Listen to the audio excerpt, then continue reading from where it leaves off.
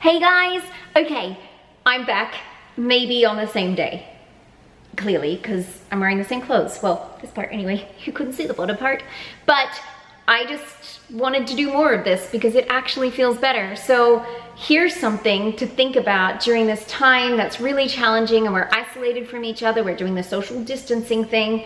That's why I'm online right now. But here's something to think about. I made that video and it made me feel better. So sometimes it's as simple as just doing something, anything to help. I had a whole lot of leftover Purell wipes and I put them outside my front of my house and posted online to a community site. I take them and people came right away. It was the most cool thing. So doing things for others is also so important and actually will make you feel so much better. You won't even believe it because you're so, like, we're trained to think if you want to feel better, you have to do something for yourself.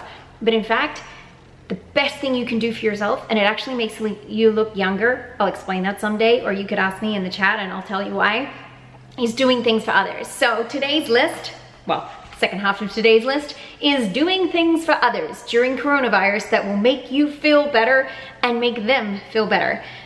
Everybody feels better. So number one, call a friend or text a friend who might have low immunity right now just to say I love you. Don't call them and be like, oh my God, are you sick? Call them and just say, how are you? Because they are definitely alone right now. They're not going anywhere. Call them and ask if they need you to run an errand for them or do something that isn't in a hugely public place, but offer to help. But just call to say I love you, or text and say, hey, what's going on? Just thinking of you, wanted to say hi. That could make a massive difference for them right now, and maybe it'll open up a fun conversation you weren't expecting. Text a different family member or friend every time you get bored, just to say hi. So when you're sitting at home and you've got through your homework, or you've got through the project that you did, or you've meditated and you're just feeling a little bit more zen, but you're like, well, now what? Just pick up your phone and reach out to someone and say hi, thinking of you. Hope all's well. Here's a funny thing I learned today, or here's, did you know that? Whatever, just text them.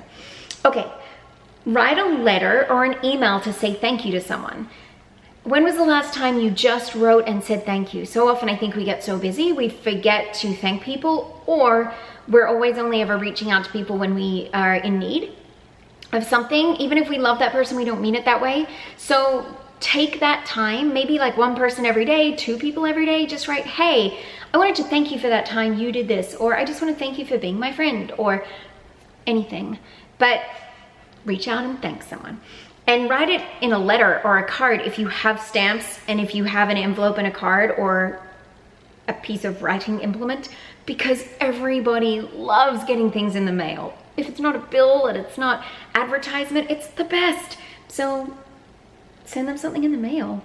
Okay, offer to look after someone's kid. This is obviously if you're older, but if you are a high school student, or if you're above that and you, like university or a grown-up person, and you know you have friends who are working and their kids are home, maybe you could offer, if you're somebody that is good at doing this, just offer to drop by for half a day or a day and just be with the kids, or offer to have them at your place if your place is safe and healthy. Just say, do you need help looking after the kids, even for a couple of hours? Maybe even they're at home with their kids, but you haven't considered, gosh, they must be getting like locked in syndrome of their house.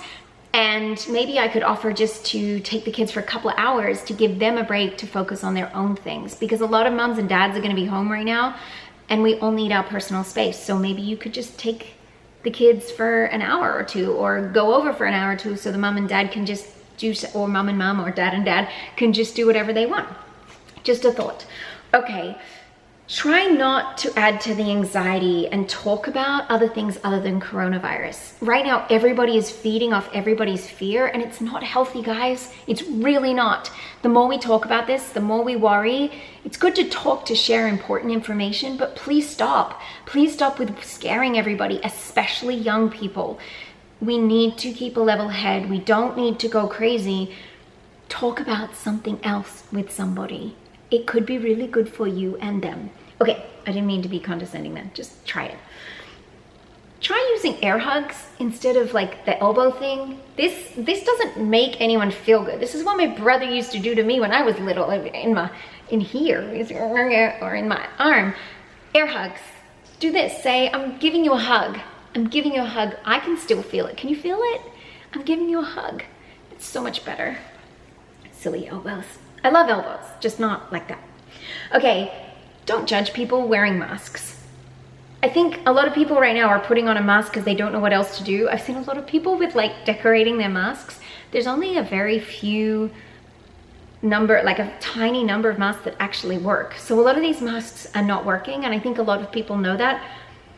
You just don't know though. So I would say if you see someone wearing a mask, don't treat them weird, like, oh my God, you got coronavirus, stay away. Or, you know that mask doesn't work. Everybody's going through this their own way. If someone's wearing a mask, they're wearing a mask. I'm wearing a hat. Does that make me weird? I hope not. Please be nice. Oh, on that note, Allocations, I'm so sorry that everybody has been making comments about people that are sick staying home. For anyone out there, bold can be a fashion choice. Bold can be a life choice. Doesn't mean you have an illness that means you should stay home. Please be careful what you say to people. And for my Allocations, people don't know. They're just trying to be helpful. If you're going out and rocking the bold thing, own it, and maybe use it as a point to educate someone. Thank you, I'm not sick. I have alopecia.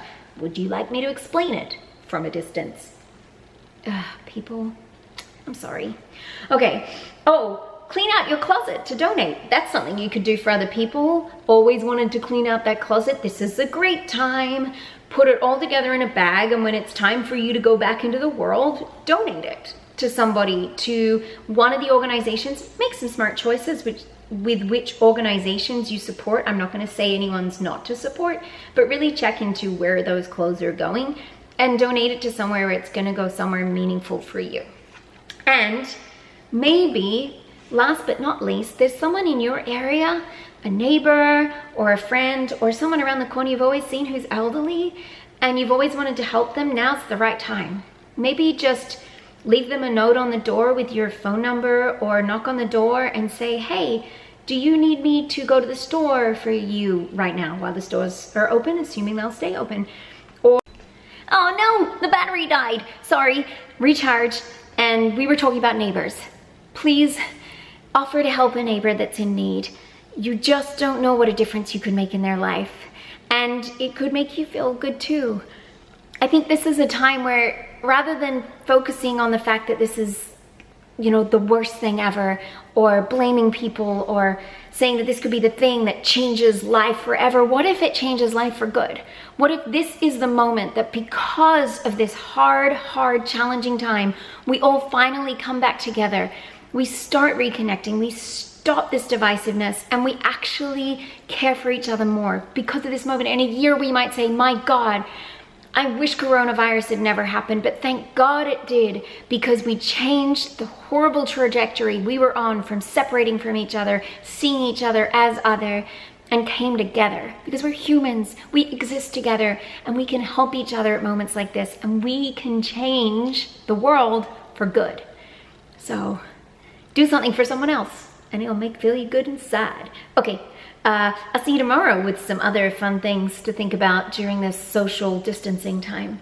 Mwah, mwah, mwah. Whatever you do, take your lemons and make lemonade. And remember, you are wonderful just as you are.